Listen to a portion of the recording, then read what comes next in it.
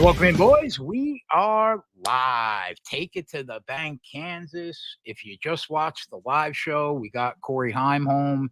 Almost had Majeski. I got my guy Coop with me, as always. Cooper, coming off a nice Bristol sweepski. Got all 3 races. Hard to do. We'll take it. We'll take tonight. What's going on, buddy? Not much. Just watching this football game. No, I mean, this is 2 weeks in a row.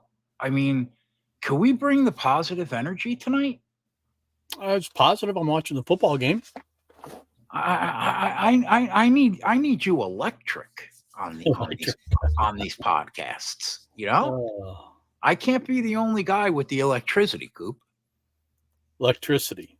That's not how this works. Yeah, it's a 2-way street, my guy. Okay. You know. All right. Overall thoughts about the weekend at Bristol. Kyle Larson absolutely shits on the field. He would have led all 500 laps had he been on the pole. Took him a couple laps to get there, and then he was gonzo. Tire wear is not a thing. Short tracks don't matter anymore. The world's upside down. What were your thoughts at Bristol?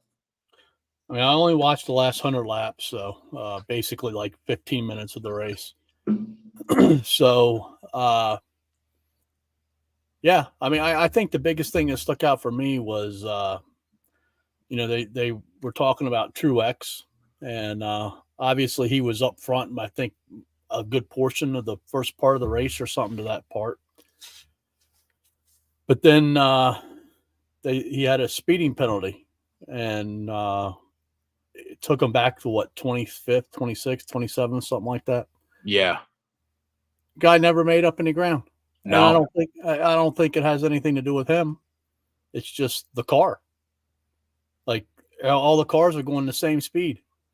So it's impossible to pass. And that's the biggest problem we have with this short track package is you can't pass whatsoever.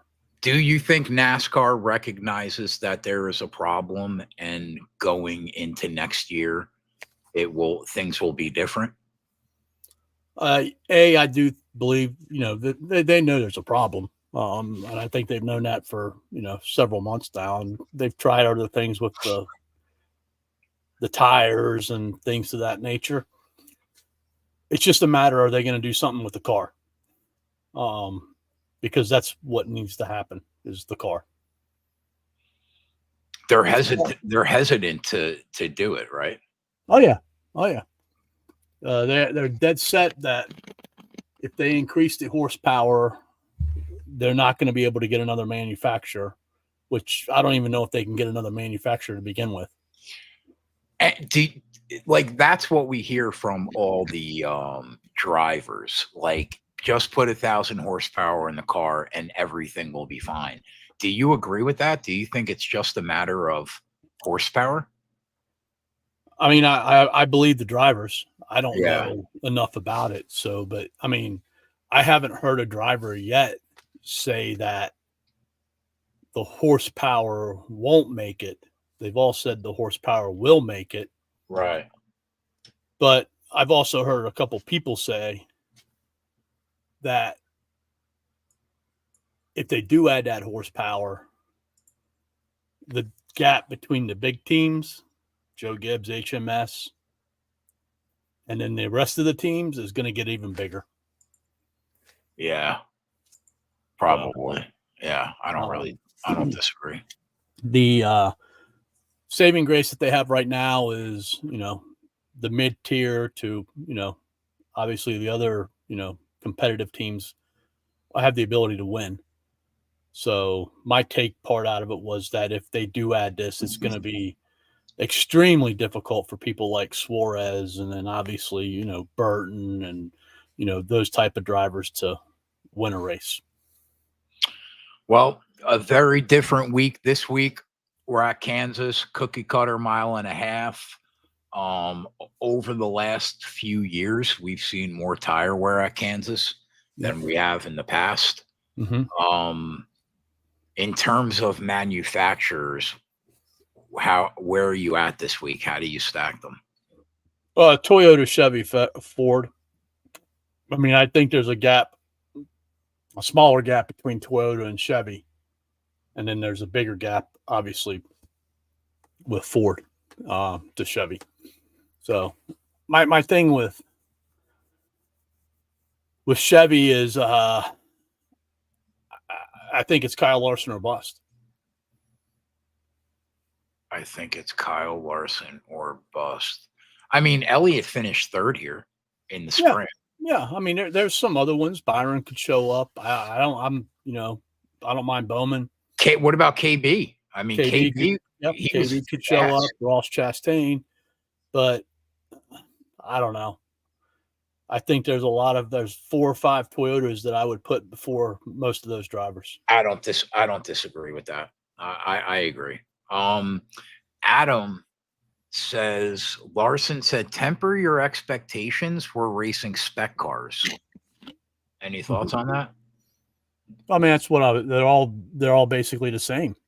They all have to get the same, approved parts, so on and so forth, and they all go the same speed, for the most part. And that's basically what Larson was saying. So it takes it out of the driver's hands. Right. Yeah, for sure. Looking at the spring race in Kansas, Denny, fastest guy on the track, second fastest car on the track late in the run. In stage 3, he was the second fastest guy. Marty was pretty much right behind him in all those metrics. KB was top 3 in speed. Buescher and Larson were your top 5 in terms of speed. What did you make of Buescher leading 55 laps in that race in the spring? Was up there in stage 1. He won stage 2. Do you view Roush as a threat? The 2 Fords that I view as a threat are Blaney and Buescher. Blaney's been really consistent on these 1.5 miles. Buescher, I don't think he's been as good overall this year as what he was last year on these 1.5 miles. I agree. He's not bad though, but Buescher's carrying a lot of momentum right now. He's had some very good races here, a lot of positive vibes, a lot of good energy. We like good energy. We're vibing, bro. Right. So I don't mind him. But yeah, I think it's those 2 cars for Ford. Blaney, huh? Why Blaney? On the 1.5 miles, he's been good. He's been consistent, as far as the Ford camp goes. That's true. Yeah, that's true. I think he's been better than Kez, more consistent than Kez. The thing with RFK though, they're really good, or they're not good. Yeah, they either have like a race-winning car, right, or they're not good. Yeah, right. Yeah. I agree with that for sure.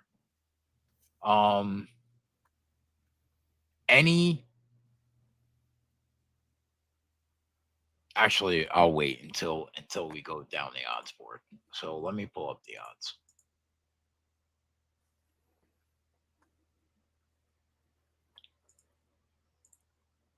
I'm going to look at Bet365.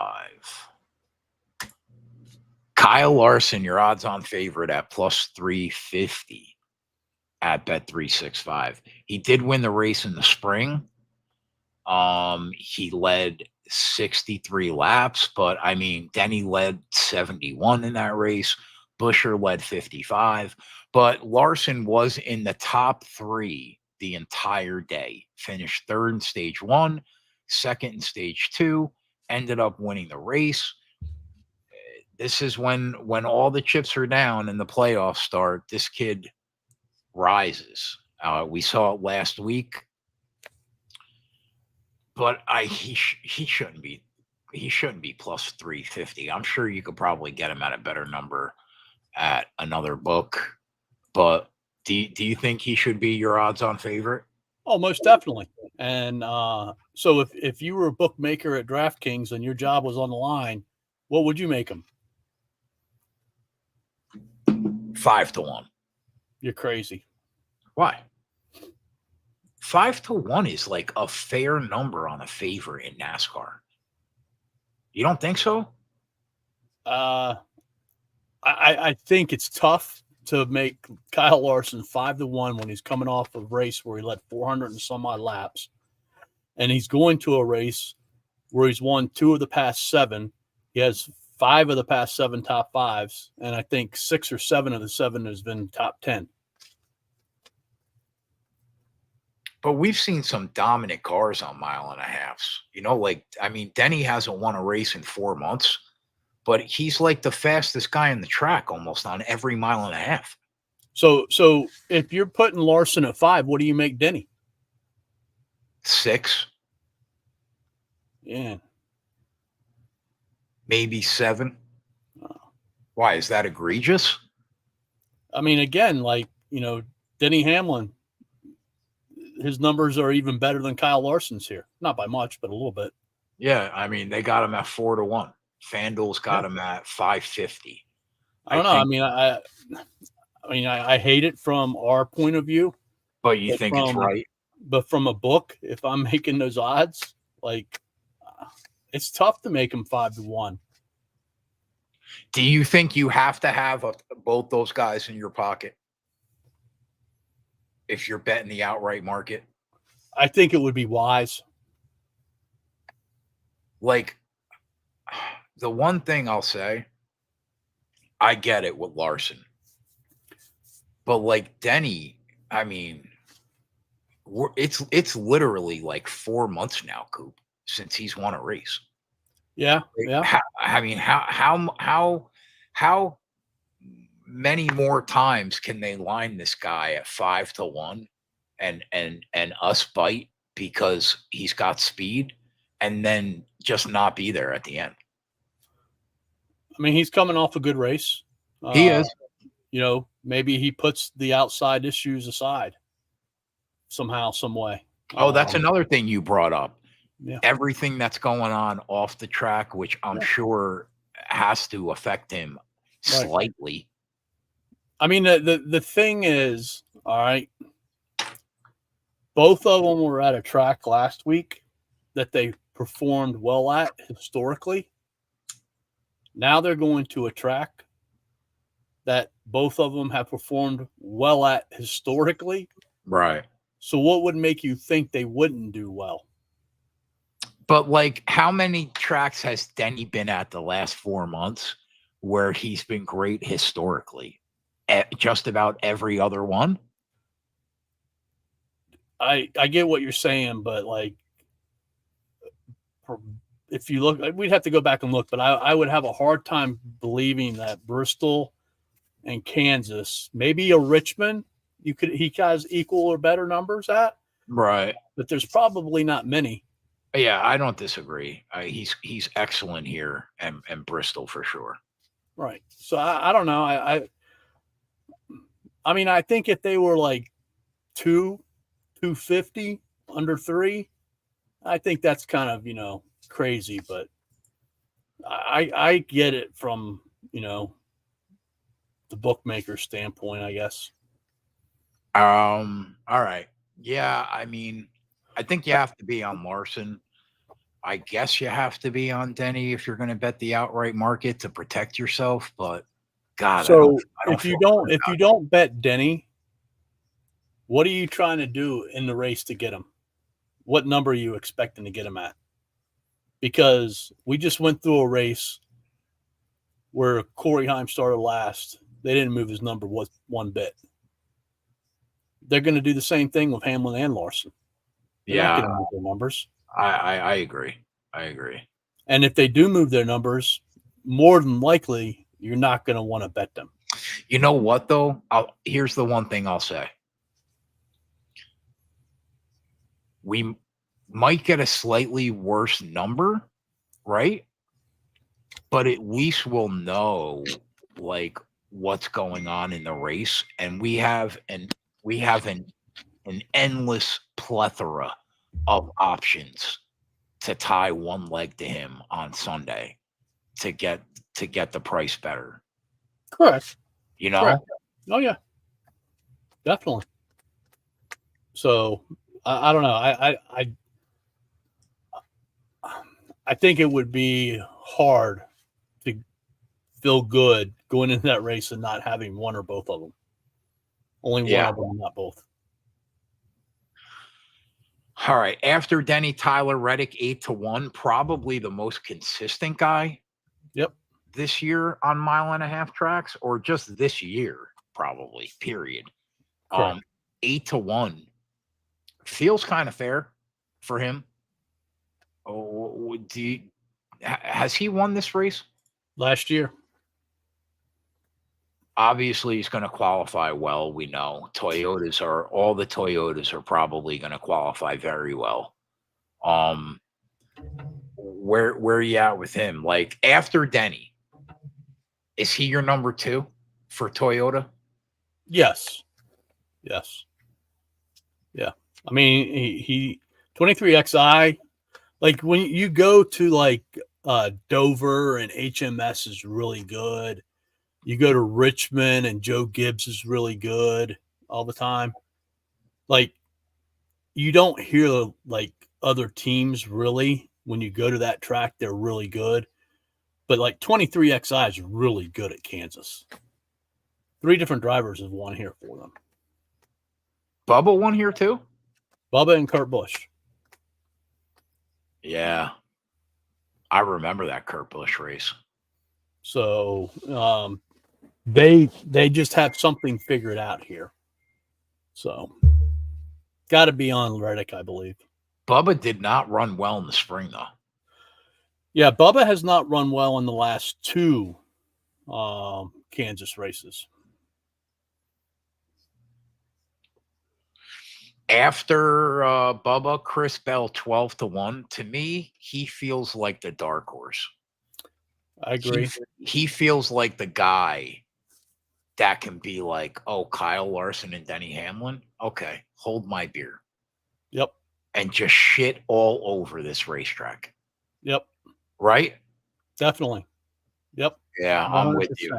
I'm with you. I feel like it's hard not to have a piece of him at that number. And you might be able to find a better price than 12. I would be surprised. Where's that at? FanDuel? Yeah. Yeah, I would be surprised if you find a better number than 12. He's 850 at DK. He's 10-1 at Bet365. He's a driver also that I believe, along with Reddick, that you need to bet before qualifying. For sure. Down on them. I mean, he's won the last 2 polls. Whereas Larson and Hamlin, I don't know how much more they can go down. That 12-1 number is definitely the best number.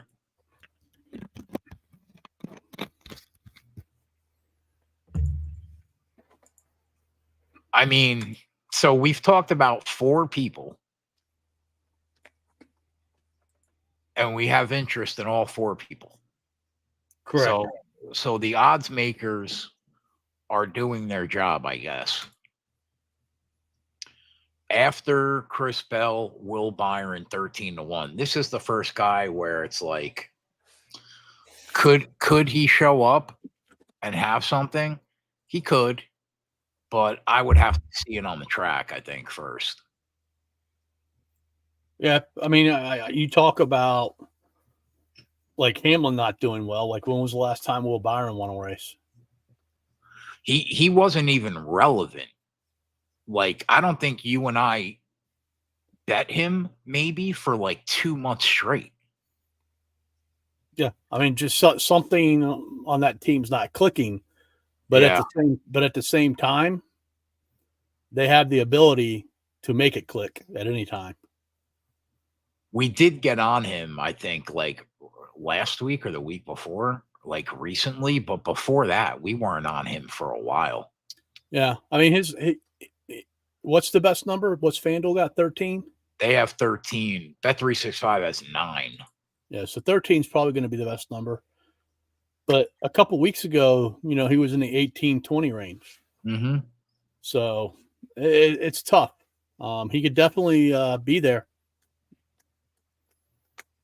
Yeah, he could be there. But don't you feel like you have to see it first?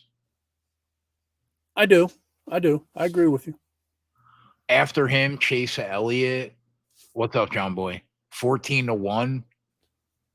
He finished second here in the spring. No, he didn't. Sorry, third. I wouldn't say that he has momentum, but he's been pretty solid the entire year, you would say, right? Yes, he's been very solid. From a consistency standpoint, he might be behind Tyler Reddick. Where are you at with him? Like, could you pull the trigger on anybody at Hendrick besides Larson pre-flop? I feel like if I have to bet Byron or Elliott, I have to bet the other. Because I think in this package, Byron is better than Elliott. But if you look at results recently and momentum and things of that nature, I think Elliott definitely has it over Byron. So I think you're kind of on two different, from a pure speed perspective, I favor Byron over Elliott. Elliott, he might be getting better on these 1.5 miles, but it hasn't been great for him. If you look at the stats, both of them are top 10 machines here, especially Elliott. Do you know that all 4 Hendrick cars this year, including Alex Bowman, are in the top 10 in speed, total speed rankings at intermediate tracks this year? Vegas, Texas, Kansas, Charlotte, Michigan. Yeah. All 4 of them are in the top 10. Larson 1, Byron 5, Elliott 7, Bowman 10. I think Bowman is a lot closer to Byron and Elliott this race than maybe some of the others. I don't mind Alex Bowman this week. I don't really either, and I'll tell you why. He started like 20th in the spring, and he slowly made his way up all day long. He ended stage 2 in 7th, and he finished the race in 7th. Right. But he started like 20th. Right. I mean, So, I don't know. My concern is the drivers that we're talking about from Byron on down. Like, I think there's a gap between Larson, Hamlin, Reddick, even Chris Bell, and them guys. Like, the biggest question is, can one of those guys beat those 4 drivers? Yeah, I agree with you. I think those 4 guys are in a tier. To beat one of them is one thing, but to have to beat all 4 of them, Yeah. One of them might have issues, but then you still got 3 of them left. And you're not, I mean, at least with Alex Bowman, you're talking about somebody that's 32-1 and not 14-1, Right. After Elliott, Ryan Blaney, who you spoke about at the beginning of the show, 15-1. Chris Buescher's probably been the best guy this year on 1.5 miles for Ford, but Blaney's right there, probably right behind him. But I don't know, man. I don't know. I think you like them more. I won't bet either one of them pre-race. Yeah, I'm with you. But they're definitely drivers that we have to keep our eye on. Marty, 16-1. Marty's won here before, right? Not in this car, but I probably imagine he's won here before. I thought Marty won the Kansas race where you were on a cruise or had something to do. He might have. I could be wrong. Let me check.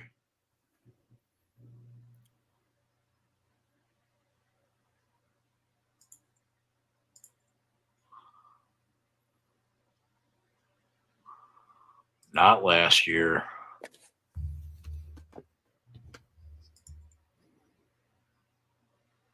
No, I'm probably wrong. But, I mean, he's a top 10 machine. Where are you at with Marty? Where do you rank him in the Toyotas? Oh, 4th or 5th, as low as 6th. I just don't know with Marty. Put Gibbs and Bubba ahead of him? I mean, if you look at Marty's results, man, they've been something's happened to him every daggone race. But he was, I guess you could say he was fast. He was fast, in the spring here. He was fast last week, I guess you could say that. But at that number, what is it, 16, 17? Yeah. That's tough, man. I just don't know what you're going to get out of him. I mean, I certainly wouldn't put him above Denny, Reddick, and Bell. Oh, definitely not. Yeah. Definitely not. Yeah, I'm with you there. Probably. That's why I said 4th to 6th. Yeah. It's a wait and see on Marty. Chris Buescher, 20-1. That's a fair number for him, for sure. I don't know how much better that you're going to get. I mean, he finished 2nd here in the spring. He's been consistent on these 1.5-mile tracks. 20-1's fair. I wouldn't bet him pre-race, but like I could see you and I getting on him early, like because we're gonna know if Roush has it or not. Pretty soon, I think. In stage 1, we're gonna know. Right. So, wait and see on Buescher, but I could definitely see us getting on him. Ty Gibbs, 22-1. Where you at with your boy this week? I mean, he could get it done. I don't know. He's had good speed here, but something always just crops up and hurts him. He was the 4th fastest car here in the spring. He's always fast. Right. I mean, you could say now that they're out of the playoffs, he's out of the playoffs, he can just go out there and race, So I don't know. He's had consistent top 5 speed on 1.5 miles. 5 at Vegas, 5 at Texas, 3 at Charlotte. Right. Yeah, I mean, the kid's got a whip all the time. He just could never. He does. I don't know. Who would you bet first, Truex or Marty? I mean, Truex or Gibbs? Oh, God. Honestly, I would say Marty, only because we've seen him do it. Right. Like I know that there's shit going on, and who knows where his head's at in his last year. But I mean, even when Gibbs put Marty in Gibbs' car, how many races is he winning on 1.5 miles this year? Probably a couple. Possibly. I don't know. Possibly. It's a tough call. Like I think I would just have to go with Gibbs because of the $6. Yeah, I get it. After Gibbs, Bubba, 24-1. I think Bubba's a pass for me. Yeah, I mean, the last 2 results here have been disappointing compared to his prior results. So, again, like Gibbs, he has no price. He's not in the playoffs, right? Right. So, right. So, no pressure. But I mean, he puts a lot of pressure on himself anyways. Right. But I don't know. I don't know. I'd probably pass on him. Yeah, that's where I'm at too. Andrew, we spoke about Chris Bell. We said we think he's the dark horse. He's the one guy that could come out of nowhere and just dominate this race over guys like Larson, Reddick, and Denny. Tough not to be on him at 12-1 at FanDuel. We'll probably have a piece of him. After Bubba, KB 25-1. Let's talk about KB. He's got momentum, which you always talk about. Mm-hmm. And he was good here in the spring. Yeah. So what do you think about him? I kind of think that, like, he's another one of those guys that could just come out of nowhere and show up. He could. It's just so tough, man, to bet. 25, 26, 27? Somewhere, yeah, 20. FanDuel's got 25. But I think at least, well, first of all, he qualified here 5th, right? So if he does that again, he's not going to be 25-1. He's going to be 15-1 probably. And Yeah, you're somewhere in that ballpark. Right. You're probably going to be looking at a number like that. So it's a tough call. Like at 25-1, if I knew he was going to qualify 5th, but like if he does qualify well, it's a lot less appealing at 15. If he qualifies 18th to 25th, what does he go? 40. Yeah. 35. Right. But he's one of the guys that I could see showing up for sure. I mean, I don't think qualifying means a lot here. No, well, that's true because we've seen guys go straight backwards. So I don't really disagree there. But when Kyle Busch qualifies well, he tends to run well. Historically, at least. Right. I mean, if I take Kyle Busch and then Marty or Gibbs shows up and Kyle doesn't, then it's just so tough, man. Yeah. When you're talking about the long shots, it's tough to know which one is the right one.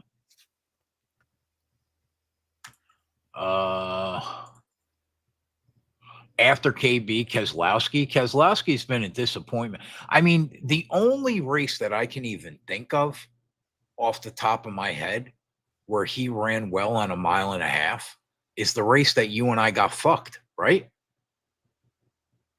Charlotte.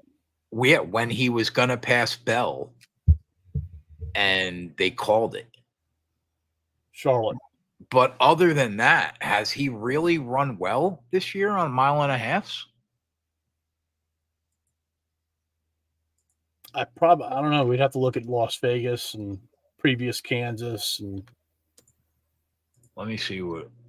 So he was the 20th fastest car at Vegas, 20th at Texas, 8th at Kansas, 5th at Charlotte, 8th at Michigan. So, I mean, he was better at Kansas than he was at Vegas and Texas. I don't know. It feels like if you're backing a Roush guy this week, it's Buescher, right? But like, why is his odds so bad? Like he was up there in the past. Yeah. I mean, he was in that 16-1 range all year. Right. I mean, he's another guy that I like KB or a Marty that could show up and have something to say about this race. Correct. Yep. After Keselowski, Joey at 28-1. Joey's been a disappointment on 1.5 miles this year, Coop. He has been, definitely. I don't really have interest in him at 28-1. I assume you don't either. I do not. Ross Chastain 30-1. I heard you say earlier, you mentioned him about guys that could show up. Do you think he's one of them? He could be one of them. I mean, he ran in the top 10, finished in the top 10, I think, in the spring. He's been good at the mile and a half. But I mean, we've just listed what, 10 guys who could show up? Yeah. A couple of them are. A couple of them are, yeah. Yeah. But does that show up a top 5? He qualified second here in the spring. Right. He finished 19th, but he rode around in the top 10 all day. Mm-hmm. He finished stage 1 second. He finished stage 2 9th. Yeah, I guess he could show up. I'd have to see it. Bowman, we spoke about 32 to 1. I'll tell you, at 32 to 1, I'm interested to see what his top 10 number is. Yeah. You know? Mm-hmm. After him, Chase Briscoe, 45 to 1. He's been a pleasant surprise on mile and a half this year. He's run. I had a little birdie whisper something in my ear this week. Did you? Yeah. What was that? He said, did you notice that since Chase Briscoe signed with Joe Gibbs Racing, his results have been significantly better?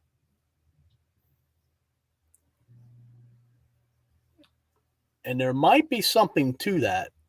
But what isn't it usually the other way around? They tank you when you're going to leave. There might be something with that. Why? He said Joe Gibbs Racing might be helping him so that they can garner more sponsorship next year for him. In a Ford? I mean, how does that work? I know. But like, I was like, that's interesting. It's interesting. But my pushback to that was like, you could also say that he has his ride secured for next year. The pressure's off of him, and he's racing free. Racing free now. That's fair. Yeah. So I've never heard of what the guy was telling me, but the guy. I can't wait to hear who this guy is. It makes sense. It could make sense. But like, and you mentioned like, don't they tank? I agree. Yes, they do tank, but this might be a little bit different with SHR going out in there last year. Yeah, they might not want to pull all the stuff away from them, but I don't. I just something interesting. I don't think I can back Chris Briscoe. Yeah. A lot of cars he has to beat. But to your point, he has been a little bit better on mile and a half than you would expect. I mean, after him, I don't really think there's anybody worth talking about. I mean, not 85 to 1 starts Suarez, Gragson, Cindric, McDowell, Berry, Carson, Dillon, anybody? No. Yeah, I didn't think so. I also believe like this is a very, very important race for all these teams from a playoff perspective, because they all want obviously to do well, but like this is the one race that they probably have put more attention to in this round than the others, because the other two, especially Talladega, can be wild cards. Right. And there's a road course in this round too, right?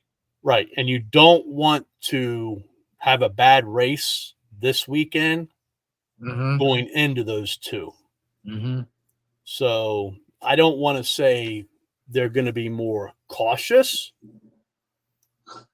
but that could help some of these other drivers, because like I remember one of these last couple Kansas races, like Denny and Larson door to door with like 5 or 10 laps left, man, just, beating the shit out of each other. I don't know if you're going to see that, but right. They definitely want to get off to a good start. All right. Let's dig into props. I'm going to look at Bet365. Top fives. Anybody interest you? The only two that would interest me would be Larson and Denny. Only They're two. minus 170 and minus 130 as starting points at Bet365. Yeah, I mean, we can tie him. But I think what do you have to get? Plus 150. Really? Yeah, but I mean, like any kind of coin, and any kind. I mean, you're going to be there. Like Denny's minus 130. I don't think it's going to take much. You could probably bet a minus 240, 50. Right, but like you're happy getting a plus 150. I mean, with those two guys, I think it's fair at plus for a top 150. 5. You don't think it's fair for Kyle Larson at Kansas at plus 150? I don't know. So he's 3-1 to win the race. Listen, before the truck race tonight came on, I was looking at Caesars.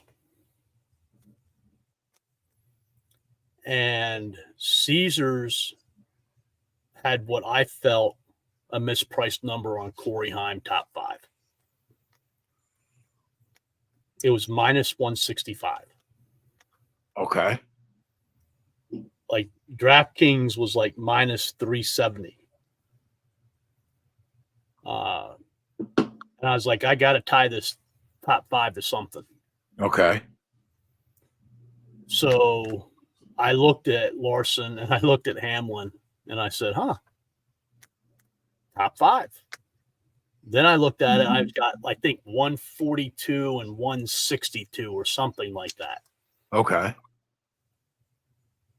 And then, I was like, is that really like a good number for two drivers to get a top 5? I was like, I don't know. I don't know if I can do that. I can see Jay being like, man, I don't know. I would have had to get at least 2 or 250. But like here's the problem. Like the conversation that you and I had the other night about how you're trying to start to try to bet the parlays more like I am. If the problem is like if you add more, you're increase. It comes to a point where like the risk that increases as you try to get that number up. I agree. You know what I mean? Like it gets agree. It's like the point of diminishing returns. Mm-hmm. You know? Right. But like just in the back of my head, I was like, man, for them to get top 5, and then like, I can't bet one without the other. I would have had to go in, 2 units total. Right. Did you end up pulling the trigger on it? I ended up pulling the trigger on Corey Heim, yeah, but not with that bet. Okay.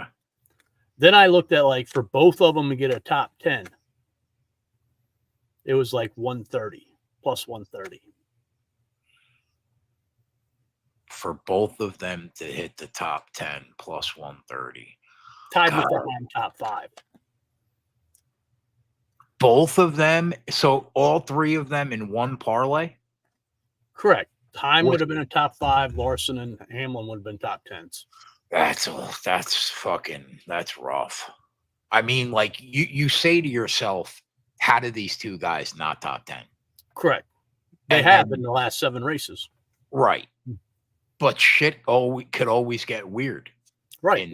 In this sport, And then I was like, to what you were just saying, I was like, nah, that's 3, and I'm only getting like $1.30. Mm-hmm. I was like, man, I gotta fucking play this minus 165, man. It's wrong. And I'm like, I know Heim's gonna get the top 5. You know what you want to know what the move is there? To just bet minus 165 straight if you think there's value in it. Yeah, I could have done that. But I didn't. I mean, as long as you got it home, who cares? I'm with you though. Like, I mean, in terms of the top 5 market, I couldn't look at any other guy. I think that people like Theyll at almost 2-1 is interesting, but I would probably only go with those 2 guys too. Sign said he bet the minus 165 straight. Nice job. See, I mean, that's the difference, I guess, between us two. Like that, but that's what I just said. That's the way. Like Sign's not afraid to play chalk. Right, He but like he does it all the time. Like I don't know. but Like for whatever reason, I just can't. I can't lay minus 165 if the line should be minus 165. But if you're telling me that the market's got it at minus 350, then that becomes a lot of value, you know? Mm-hmm. Like, but I'm with you. I get it. I hate laying chalk too, man. I can't stand it. But in that spot, I bet the minus 165, which I probably would have done had I seen it, but I didn't see it. All right. Top 10.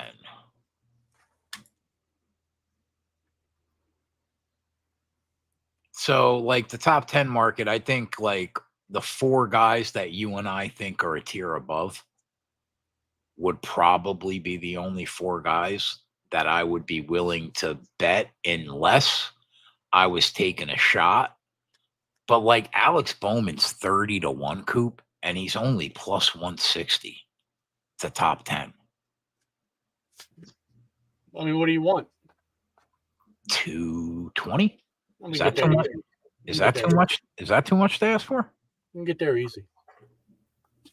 I assume that you're good with the 4, but any long shots that you see that you think are worth taking a shot? I don't know. I don't know if I want to go in on Larson and Denny Twice. Right. And they're what, minus 400, minus 360, something like that. Yep. Like if you go to FanDuel, I think he's freaking minus 800 or 700 or something outrageously stupid. But yeah, I don't think I want to go in on him twice. So my leans would be obviously Reddick, Bell. I like Elliott. He's had a lot of top 5s there. I mean, top 10s here. Truex statistically has a lot of top 10s, but again, you know, there's that fear factor. Yeah, like minus 175. Right. I don't mind Gibbs. I don't mind Byron. I don't know. I mean, I like Chris Benoit tomorrow night. And I think I could see myself tying him to a lot of top 10s. I'm sorry? You like who? Chris Benoit. The guy that died? You know who I'm talking about, Benoit Saint Denis. Oh, right. So did you fucking study the tape? You like Benoit Saint Denis? I mean, he struggled those last couple fights against bigger talent and everything, but prior to that, yeah, he was lights out. The guy was lights out, man. For sure. He's fighting, you know, basically in his, you know, home. Like it would be a huge letdown. Yeah. I don't disagree. I think he's an overwhelming favorite in the first couple rounds of that fight. All right.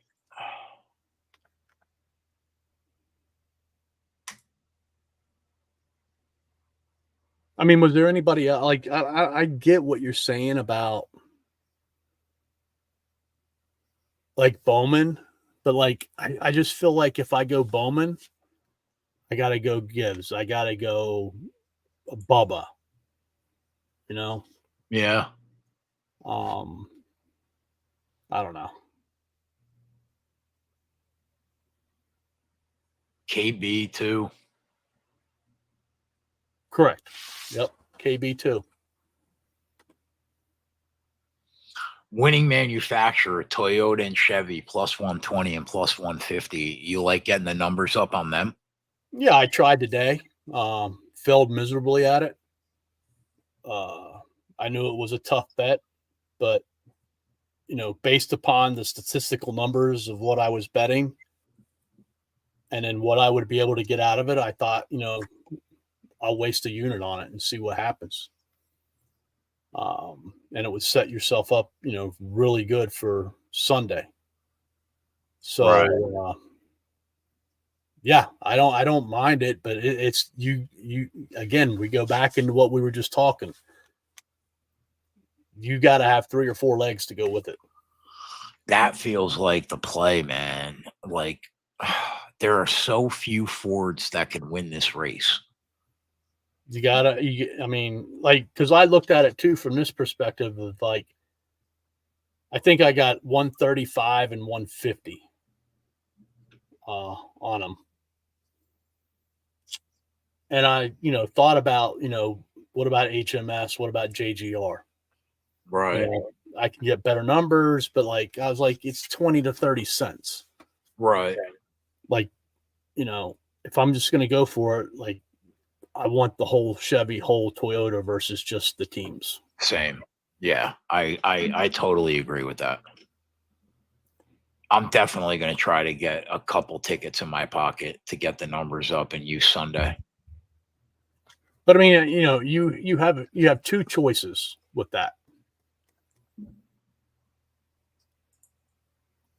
What's your goal, price point wise? Like, ideally 10 to 1, but like I'll settle for 7 or 8. So 7 or 8, depending upon how you're going. If you go with minus numbers, you're going to have 3 or 4 legs, or you try to find 2 plays that are plus 100 to plus 150. But like,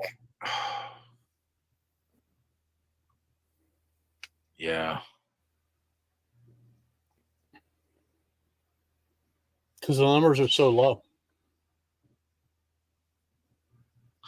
You know what though? I mean, like, you could bet it a couple times at 4 to 1. You could with different legs. Yeah, you could. That didn't work out very well for me on Thursday night, though. I should have just went with my original gut instinct, and I would have been a lot better.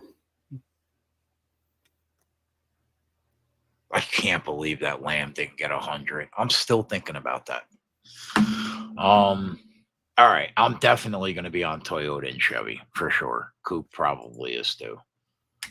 Top Chevy, Kyle Larson is minus 110. Fuck right off. I guess it's warranted, but Jesus Christ. I can't bet Top Chevy unless I'm trying to beat them. And even at that point, the numbers aren't great. Byron's 3 to 1.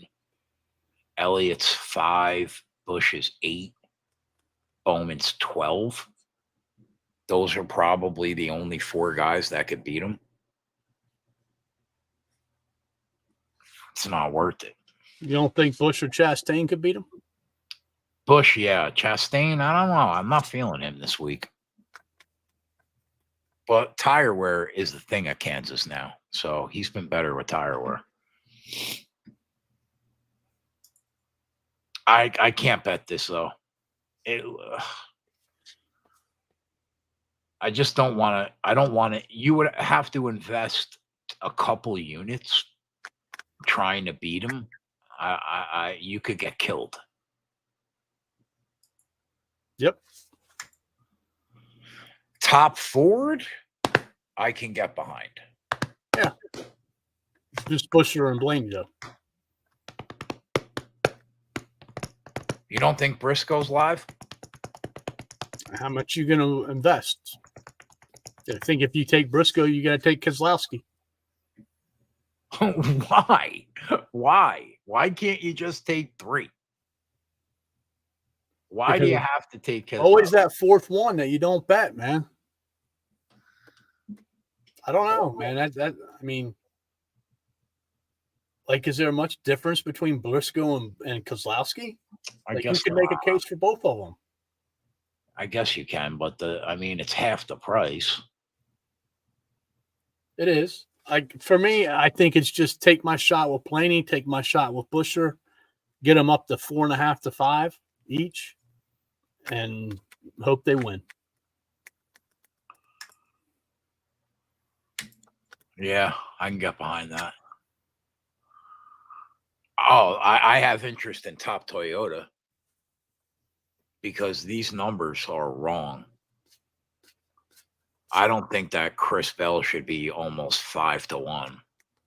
And I don't think Reddick should probably be 3 to 1. I mean, I don't know. I feel like they're giving. I know Denny's been the fastest guy on 1.5 miles, but like results matter too.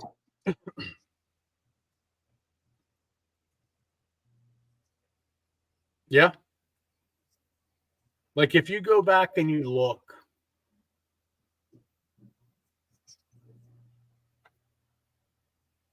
how many times has somebody beaten Denny Hamlin? I know Reddick did the one time he won. Marty beat him in the spring race. Right. Bubba beat him when he won. Kurt Busch obviously beat him when he won. So there's ways to, get around. Like, I think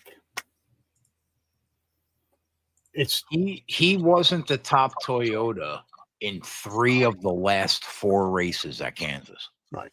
I think there's ways, because I think the Toyota cars are much closer to each other and they're tougher than what the Chevys are. Right. Trying to beat Kyle Larson. Definitely.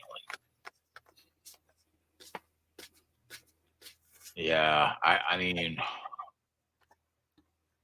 I think we can get some incredible numbers on Theyll and Reddick. I don't think you. Do you think you have? How many guys do you have to bet? You think to beat Denny? Like, so I'm in a different situation because, like, I this is where I parlayed Corey Heim. Oh, okay. I took Larson top Chevy, Reddick top Toyota with Heim. Okay. So,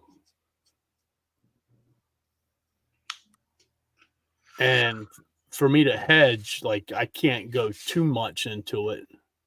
But all right, let's say that you didn't have that ticket in your pocket, right? If you're going to try to beat Denny, do you think you have to bet more than Bell and Reddick? I think it comes down to how comfortable you want to feel. Like, if you were going to add a third guy, who would it be, Marty or Gibbs or Bubba? See, and that's the other problem. I don't think you can just pick one. You got to take them all.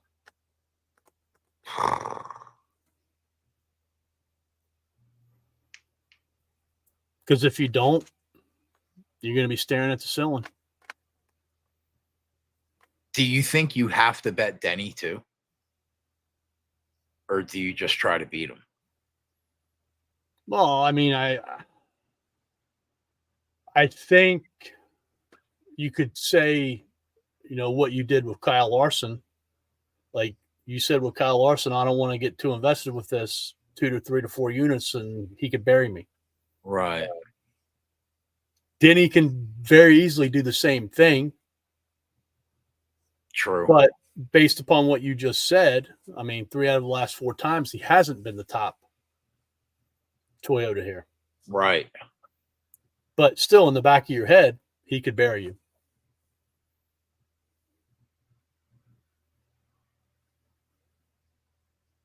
Yeah, I definitely have interest in top Toyota and top Ford. I think a lot of it comes down also. Like, are you going to use any MMA or are you going to tie it all to the National Football League? I'm not sure yet. I have to dig in more to MMA in bed. Because if you can go into the race and have like Larson and Bell and Reddick and Denny at like 14 and 15 to 1, right, it makes it a lot easier to go deeper into the Toyota ranks of the top Toyota. But if you don't have those numbers, then that's scary. Because Denny could bury you.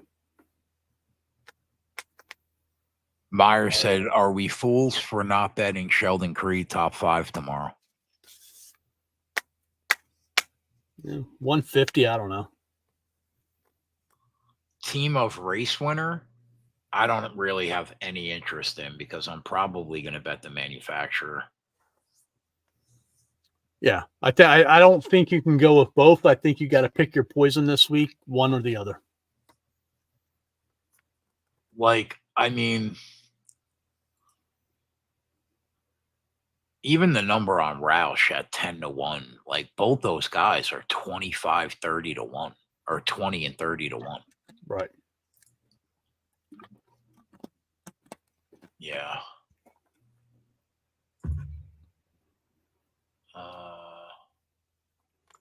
Groups.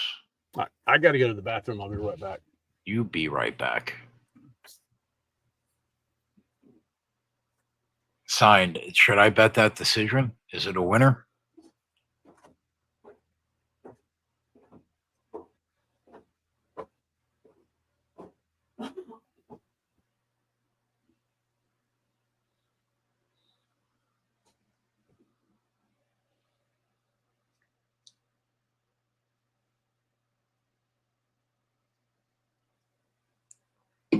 Small? Where'd you bet it?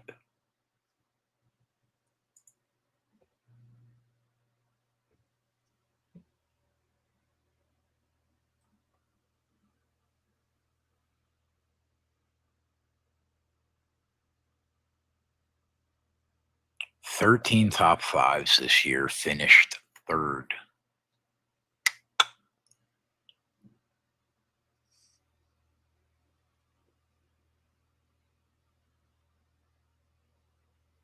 Plus 175 at Bet365. Oh, yeah? Take my fucking money.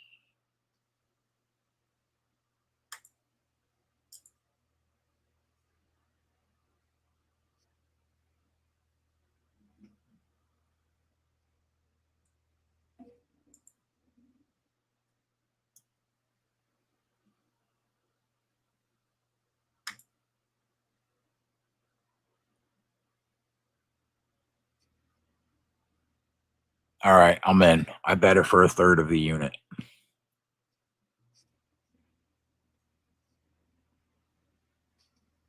Get me home, kid.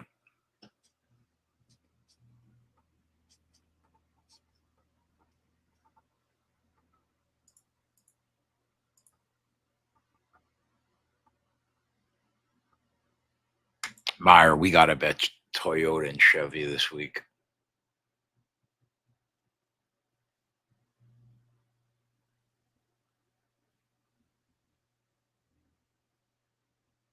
If we had 2 tickets in our pocket at like 10 to 1, God, we're in such good shape for that race.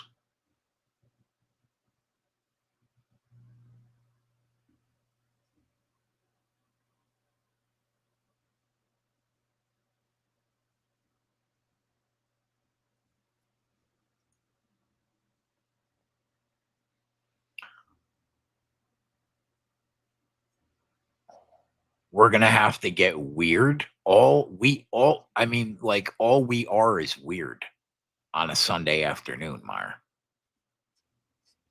Or on a Saturday. My average line is 5 to 1. When are we not weird? That's why I wake up at I used to. Never mind. take it back.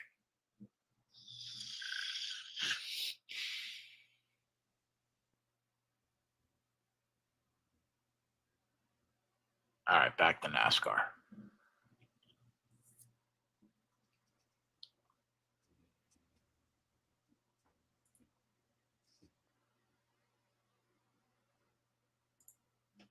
Groups.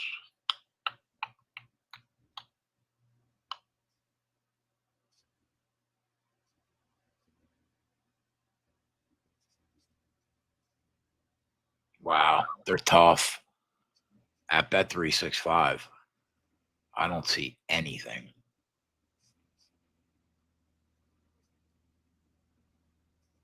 I mean, you know what, bro? Kyle Larson and Denny Hamlin are plus 150 and plus 175 to beat Marty and Byron. I would bet that before I would try to get the number up on a top 5. 1,000,000%.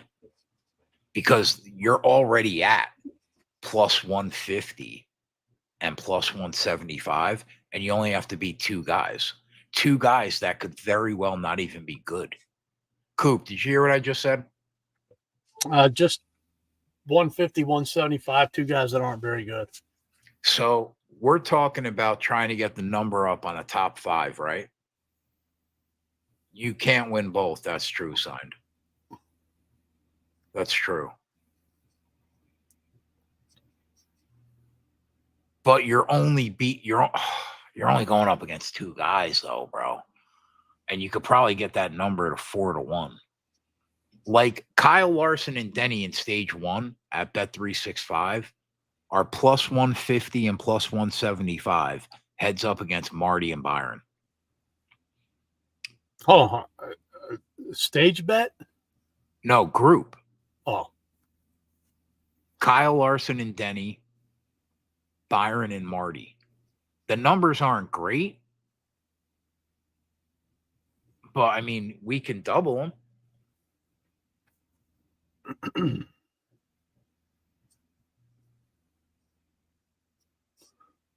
I think then, like, you got to look at it.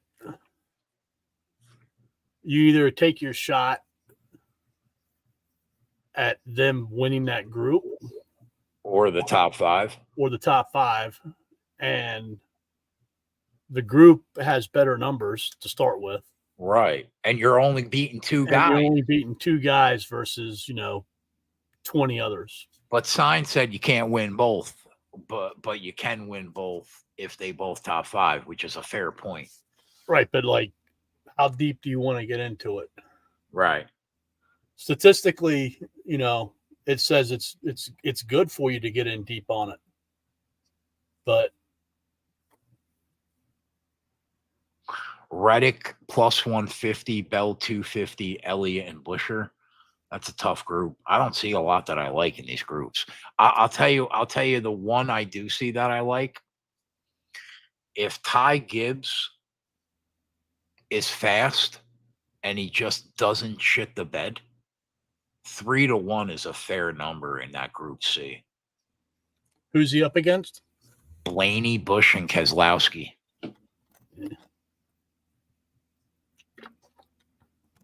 I think I would rather try to get his top 10 number up. Bubba, Chastain, Logano, and Briscoe.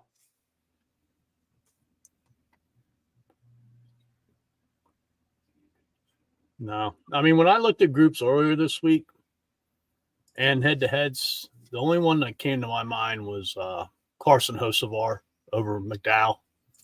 And then there was a group that Carson Hocevar and McDowell were in that I liked Hocevar. Meyer said Group C on ESPN is interesting. It's Elliott, Bush, Gibbs, Keselowski. That's basically what I was talking about, but Elliott's in the group instead of Busher. Right. Like, I really like what Spire has been. Like, they've been fast. Yeah, for sure. They're running that Hendrick motor. Yeah, they are. They're trying to get tier 1 from Chevy. like I think they're setting themselves up very well. I think Michael McDowell being there will help Haley and help Posovar, the veteran. Rodney Childers is going to be there.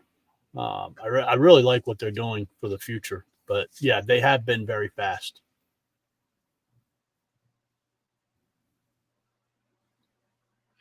Group A at ESPN is Larson plus 150, Denny plus 210, and then Reddick and Byron. Reddick could definitely beat you. He could. Fair.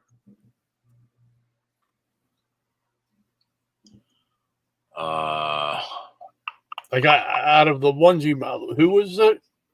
In that first one you said? Denny, Larson, Byron, and Marty. Yeah. I think I would want to go up against them. What do you think about Bell, Blaney, Busher, Marty?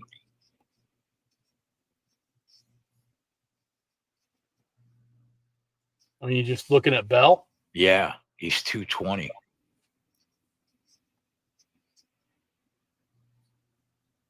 He should be better than those three guys. Like, I think when you're looking at these groups, like, you want to,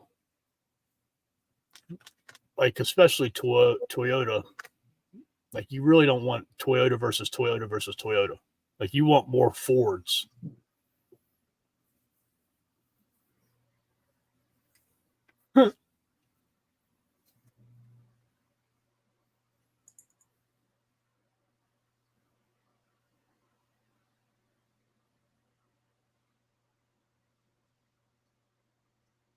What do you think about Bowman? What do you think about Bowman and Chastain heads up against Bubba and Joey? Bubba worried me. He's plus 180 in that group. Pull the microphone closer to you. I said Bubba would worry me. Yeah.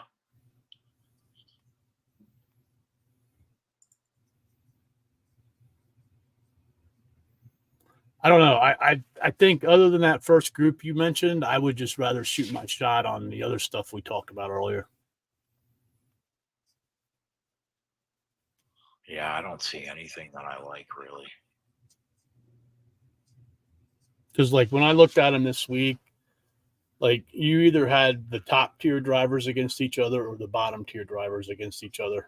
And, there was always that one person or one driver when you were taking two of them that could spoil it.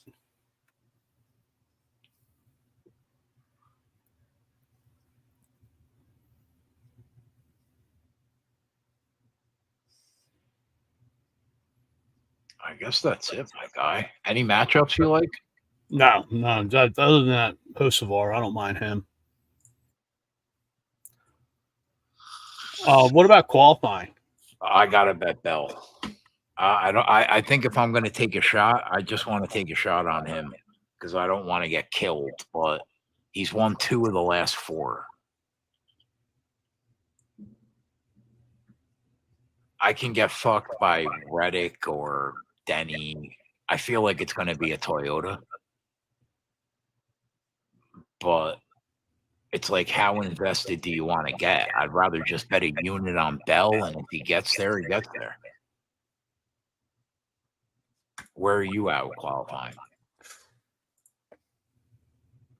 I mean, you're going to bet him straight at 300, or are you going to, I was just going to bet him straight, yeah.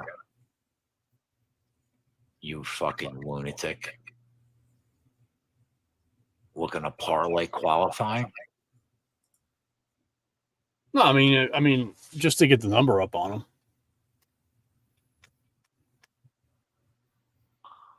I think there's only like one place that even has those odds right now.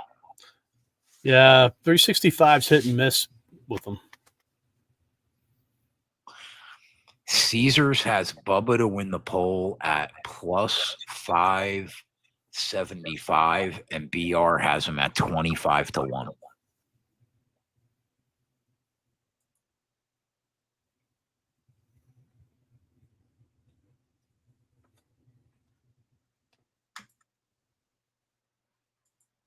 25 to 1.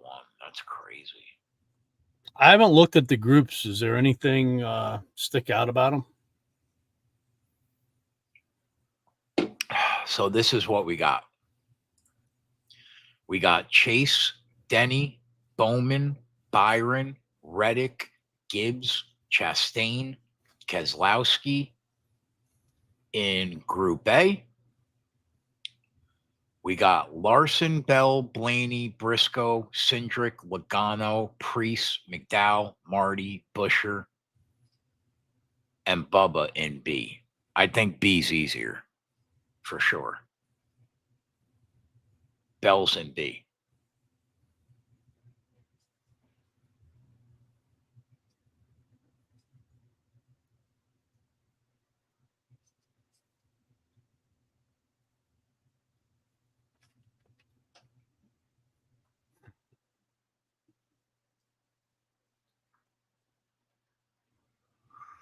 $25 to 1 on Bubba, huh?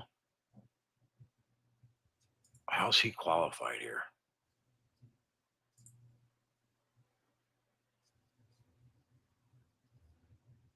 Twenty-third in the spring.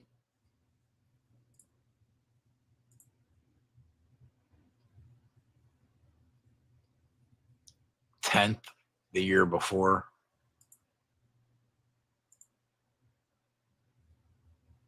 Sixth the year before that.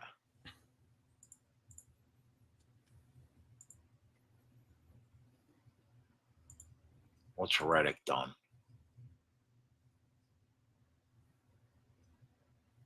15th in the spring.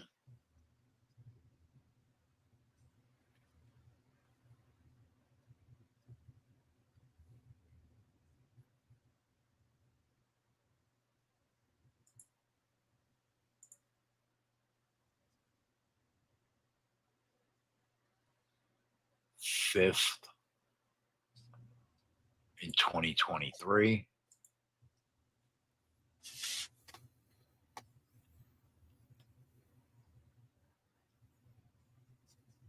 And he was on the pole in 2022.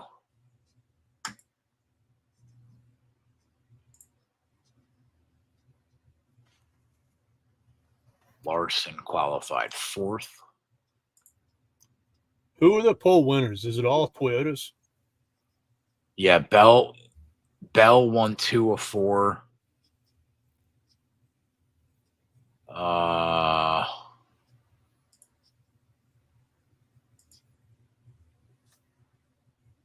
The last 2, by the way.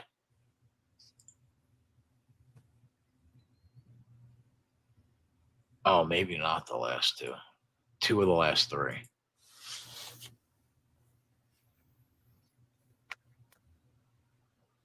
Toyota's won 3 of the last 4. Byron is the one that did.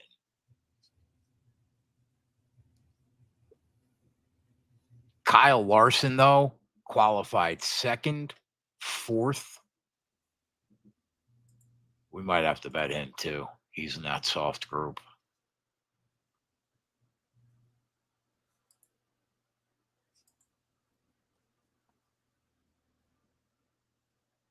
He basically has qualified in the top 6 every race.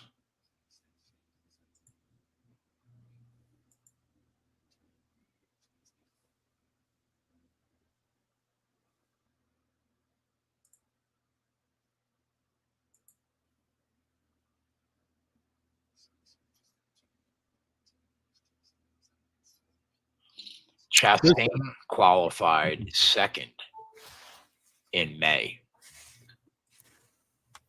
So if you look at the weather forecast tomorrow, it's partly cloudy.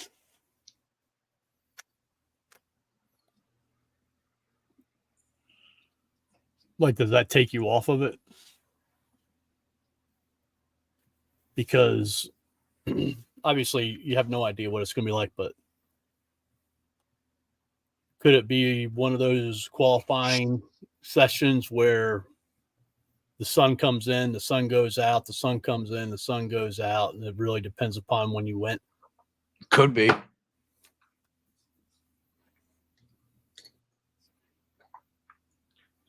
if you were going to bet qualifying, right? Or who are you? Would you be looking at anybody besides Bell?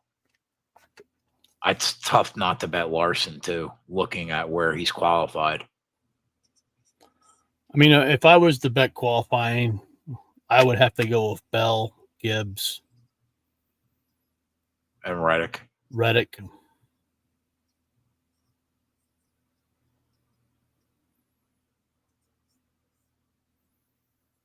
Even though they haven't qualified that well here?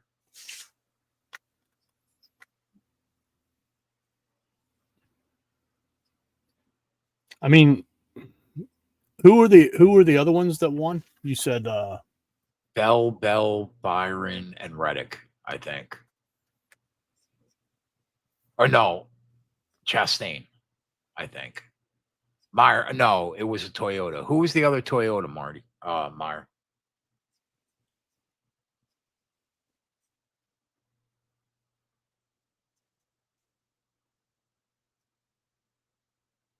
Might have been Denny, actually.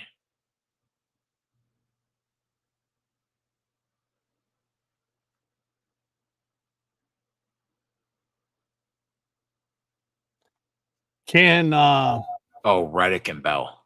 Bell twice and Reddick once.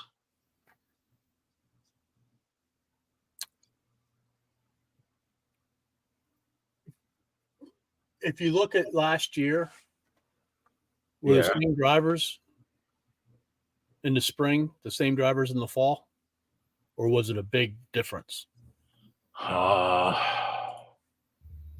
So in the fall, it was Bell on the pole, Larson 2,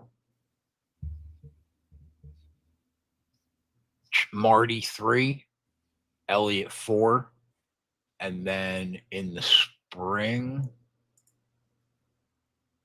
it was Byron 1, Larson 2,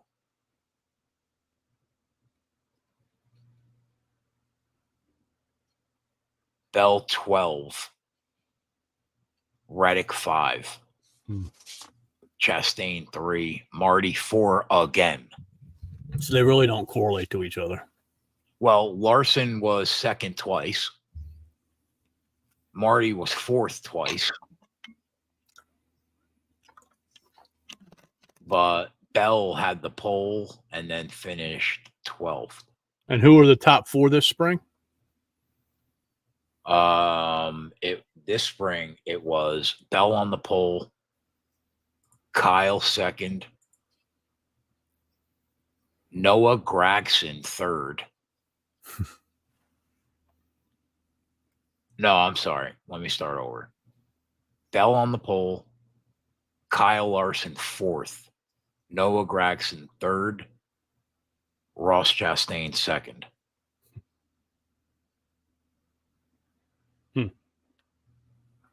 I don't know. I think it's going to be a pass for me. It's just Bell or a pass. That's what I'm saying, bro. I think like maybe we just shoot our shot on Bell. Although I'm a little worried about Larson. He's there every fucking race. Yeah, he has been. I think those would be the 2 guys I would bet.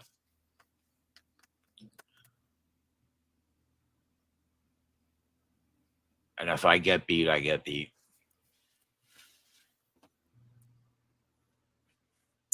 What are you looking at for Xfinity tomorrow? Talk to me, old man. I mean, I looked at it a little bit earlier, but I think you have to go with Allgaier. You got to go with Custer. Let me look at the odds real quick.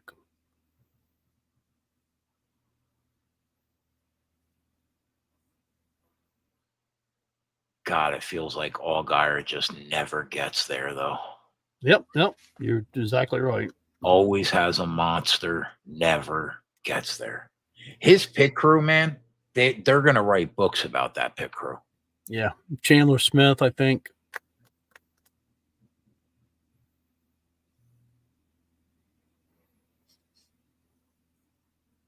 Chandler makes sense. Custer makes sense.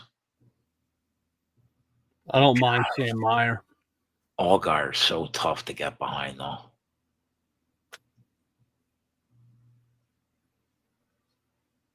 What do you think about Riley? I think I need to stay off Riley. Why? His results haven't been very good recently, have they? No. He's been up there, though. But he doesn't have a ride next year. That's a fucking travesty. How much is that looming on him? How does that kid not have a ride? Well, I mean, he I think it's all said and done to go to 23XI, but let's go. I'll be on him every fucking week. But does Denny want to buy the charter? Yeah. Especially when he doesn't even want to sign the charter agreement. I know.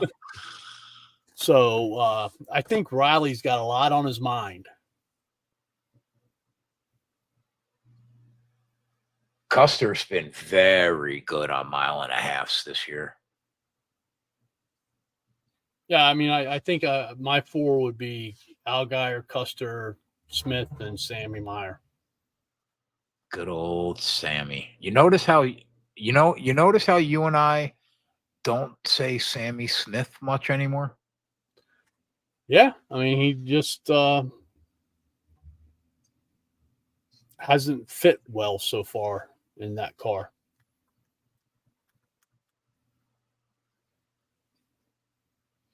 All right, boys.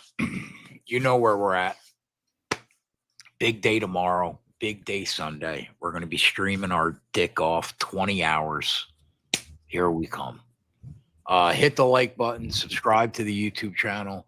Go to NUKEThehouse.com. Use the promo code NUKENFL. You'll get yourself a free week. And come bet and hang with the boys. Coop and I will, you might see Coop tomorrow. You might not. You'll see me. You'll definitely see him on Sunday. And tomorrow morning at 11 a.m., Ray and Dan will be doing the college football pregame show. Be sure to check that out. Immediately following that show, we will be live at noon. Probably going to be a public show because Sunday will be a private show for subscribers. So come check us out. Come hang out. We'll try to make some money for you guys. And that's it. For Coop, I'm Keg. We'll see you guys in the morning. We're out. Later.